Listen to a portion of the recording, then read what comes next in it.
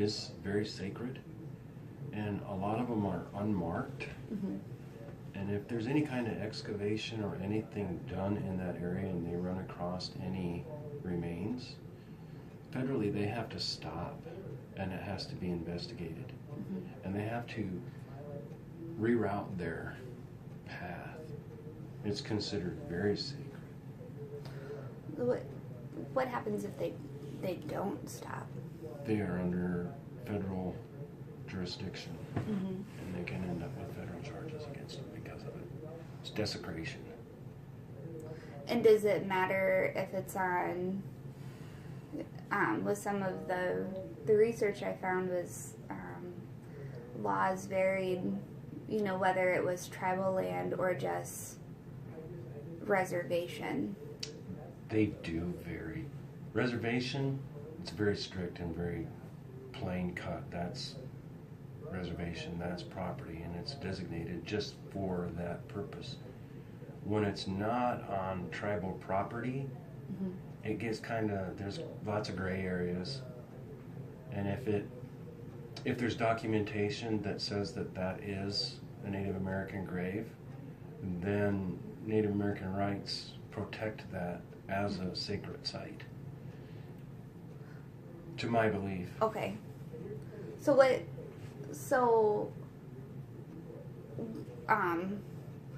In order for the bones or the body Mm-hmm.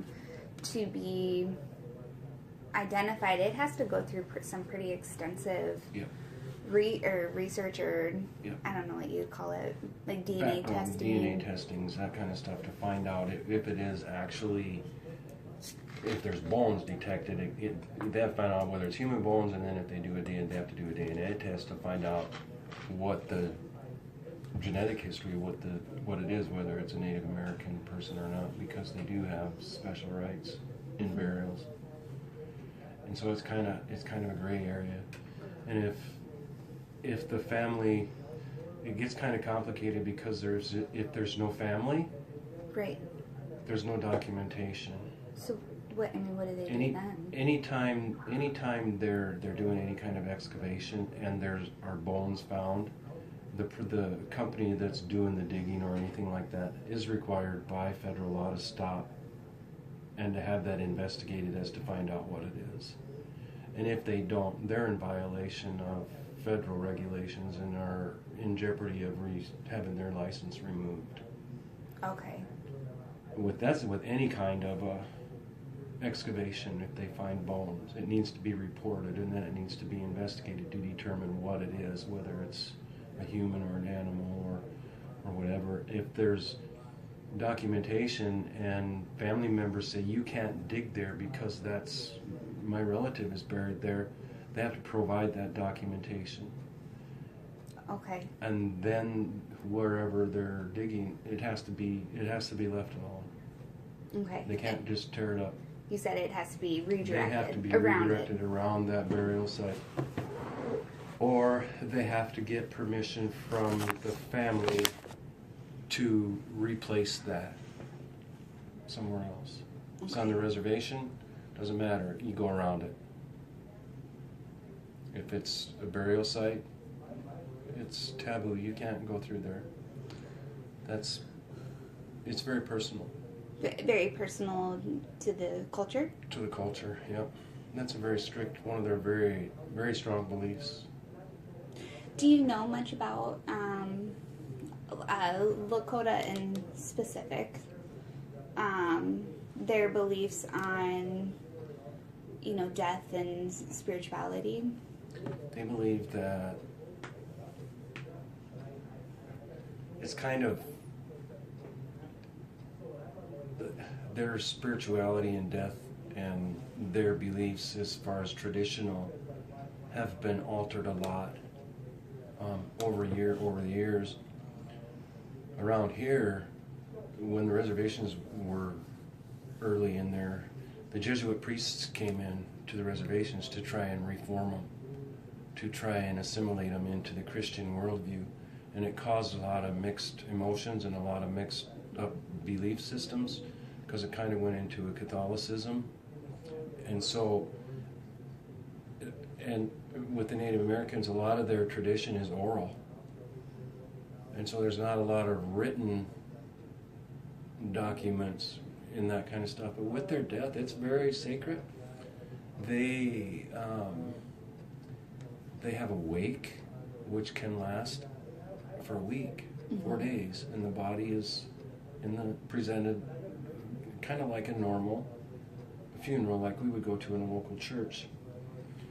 A lot of them are done in the churches. A lot of them are done in a facility where they will just let them come in and let them do it, and they will just give them control of the facility, and they'll go 24 hours a day, nonstop. Family members of the deceased will come. They'll bring food, so there's food 24 hours a day. It's a very beautiful religious ceremony, and they don't. A lot of them, when they actually dig the grave, what we would consider in Western or Eastern worldview here, you go in to the cemetery and you have equipment and they go in and dig the grave. A lot of theirs are done by hand. Oh. With shovel, and it will be family members or what we would consider pallbearers. Relatives will actually go up, prepare the site, dig the grave for the individual, and then it's a long procession, a funeral procession, very similar to what most people understand and know. Go out to the cemetery, they cleanse the area with sage.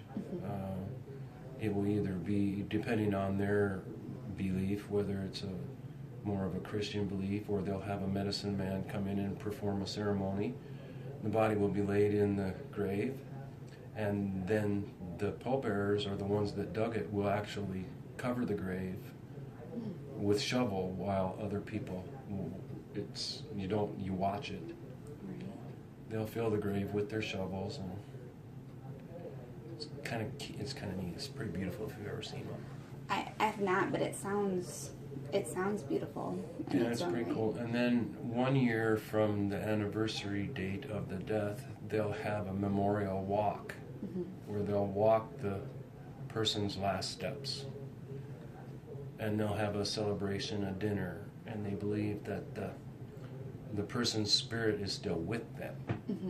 And so it's kind of cool because they will have everybody in the community, of course, with Native, a lot of the Lakota and Dakota, the whole community is family, and so the whole community will participate in the walk. And they will have dream catchers and quilts, and it's pretty cool. It sounds like they hold death to be a very sacred part of their culture. It is very much, yeah. How they treat the body and where the body is buried, and the anniversary of, that individual that was a part of their family. Yeah. They're still with their family, and they believe that through some of the religious ceremonies, that even after death, they participate in different religious ceremonies and talk to their loved ones that have passed on in the ceremonies. And some of it's kind of controversial because of the things that the services that they have, and their rights had been kind of stripped for some of the ceremonies, which in the last couple decades have been given back to them. Okay. Because it is a religious ceremony and it's very much sacred. So, yeah. So what do you know about the Dakota Access Pipeline as far as the Standing Rock Sioux reservation, and then the pipeline going through and all the protests? What are your what's your knowledge about that? I really don't have a lot of knowledge about the pipeline, other than that they wanted to. It was the natives in that area, along with a lot of the locals, felt that it was in violation of their rights because it was crossing tribal land, and they didn't feel that they felt that they were disturbing the peace of the land. And by disturbing it, they were changing it, and that they were taking away some of the sacred value of that land. Like it was being, like their rights were being stripped away from them. Well, and from what you were explaining at the beginning of this is, you know, if they were to start building or digging, excavating, and they found artifacts or something on that land, then they would have to redirect it. And it seems like there was really no real redirection in where the pipeline was going. Correct. They were the company that was installing the pipeline was, I didn't have any personal participation in it, but from what I understand, it sounds like they were just very direct and they weren't changing their plans, and this is it. We've got all the easements that we need to, and you just need to leave us alone. And that's where the conflict they came in, is because no, we have rights, and you're in violation of our rights. And it was that they were disturbing private property, basically tribal property, and then it would change and it would never be the same, and it would end up unusable, along with the possibilities of the pipeline springing a leak and contaminating sacred ground. And then I know there was a big concern with the water resources. Yeah. And I believe that the intent was they were going to tunnel under, go down underground, underneath the river. So water is held sacred by a lot of native tribes. Don't you think it would be a direct violation of federal law and federal power that a federal body was able to come in and basically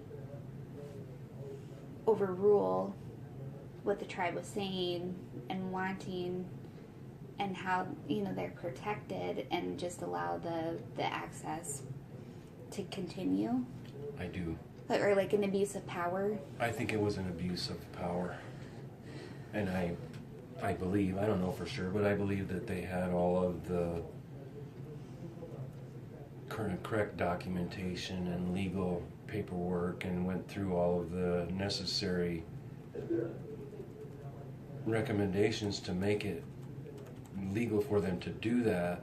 And it kind of depends on what the reservation or the tribal property, on how it's designated in the standings with the federal government. Because some of them it's different. Some of them have complete government control of their entity. It's like their own state. Right. And I don't know up there on that property how that's actually worded in the federal paperwork as far as the legal part of that. I don't know, but